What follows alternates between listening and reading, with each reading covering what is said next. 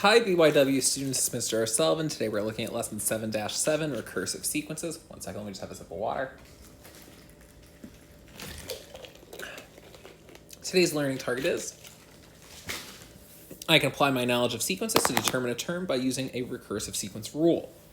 Sequences can be defined by a classic function formula, like we saw the past couple of weeks, and they can also be defined recursively. So we'll be looking at how to evaluate these sequences a little differently today.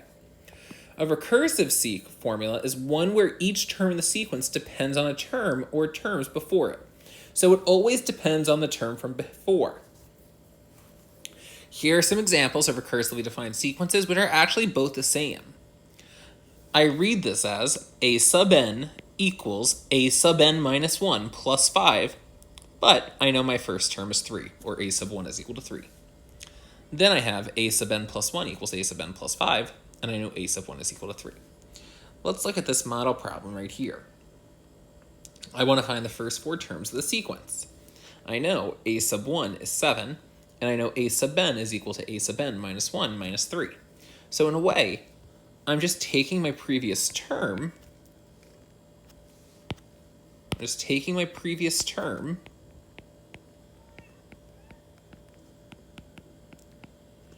and subtracting 3.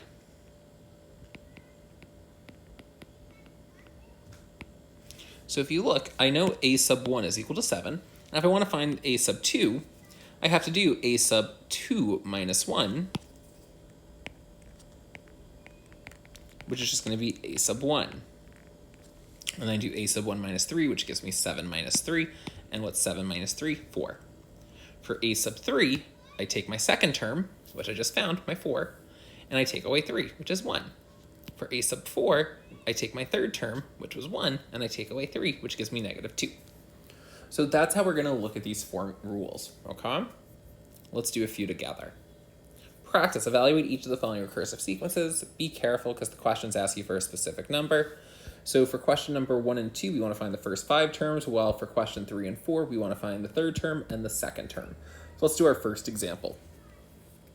If you look, I have a sub 1 is equal to 3, and my recursive rule is a sub n equals a sub n minus 1 plus 5. So all I'm doing is taking my first term and adding 5.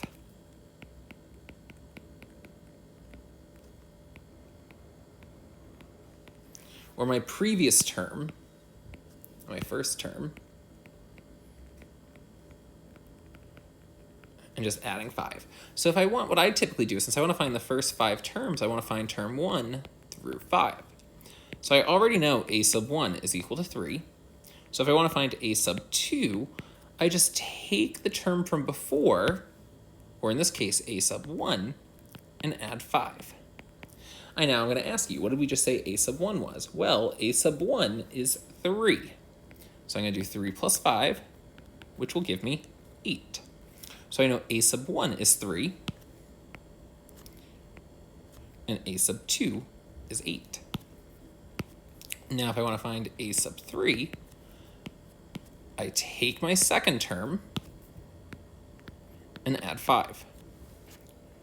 If you look, my second term is 8. So I'm going to do 8 plus 5. What's 8 plus 5? 13. Now I want to find my fourth term. So I take the term from before, or in this case, a sub 3, and add 5. What was my term from before? 13. So I'm going to do 13 plus 5, which gives me 18. Now I want to find my fifth term. So in this case, I take my previous term, or a sub 4, and add 5. My previous term, we said, was 18. So I'm going to do 18 plus 5, which gives me 23. So I just found the first 5 terms of my sequence. So if you look, what we're doing is we're basically just taking the term from before and subbing it in. So a sub 1, a sub 2, a sub 3, and then a sub 4. They're never going to match. Number 2. I know a sub 1 is 5, and I have a sub n is equal to a sub n 2 times a sub n minus 1 plus 5. So if you read this, what I'm doing is I'm taking my previous term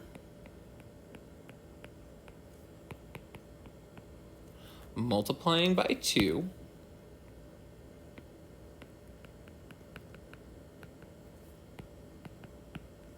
and then I'm adding 5.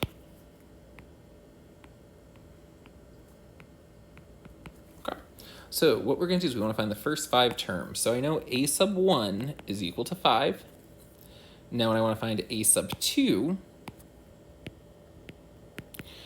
I'm going to do my 2.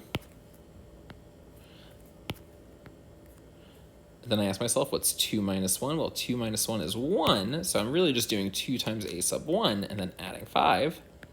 But we said a sub 1 was 5. So I'm going to do 2 times 5 plus 5. What's 2 times 5? 10. What's 10 plus 5? 17. Ooh, not 17. Sorry. 15. So I have a sub 1 now and a sub 2. Now let's find a sub 3. So if I want, I do 2 times a sub 3 minus 1. 3 minus 1 is 2. So I'm just going to do a sub 2 plus 5. We just said a sub 2 was 15. So I'm going to do 2 times 15 plus 5, which gives me 35. Now I want to find a sub 4. So I'm going to do 2. 4 minus 1 is 3, so a sub 3. And then add 5.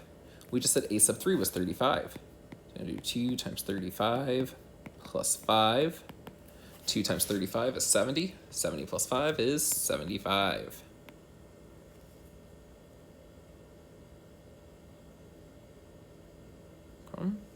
Then I want to find a sub...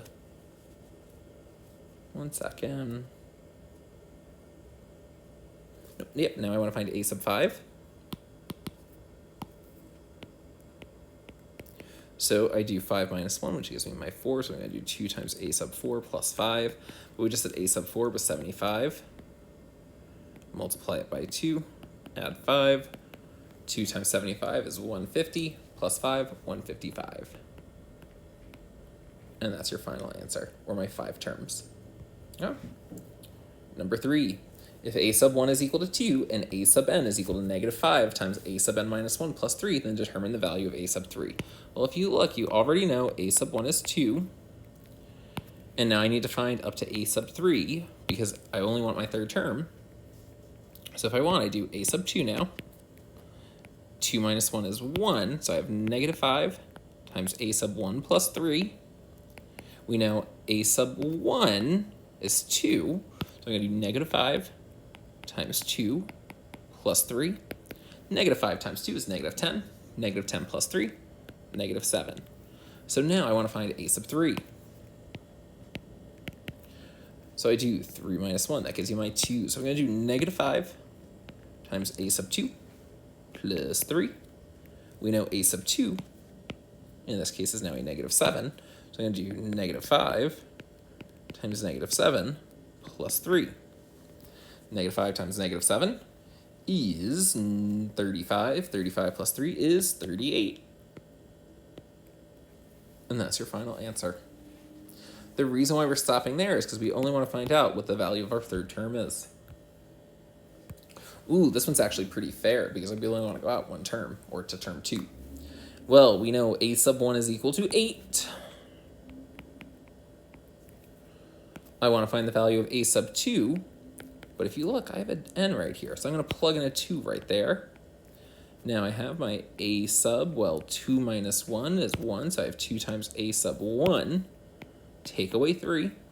We know a sub 1 is 8, so I'm going to do 2 times 8 minus 3. What's 2 times 8? 16. What's 16 minus 3? 13. So my final answer is 13. That is the value of my second term. Well, ladies, that's it for today. Tomorrow you're going to have a delta math.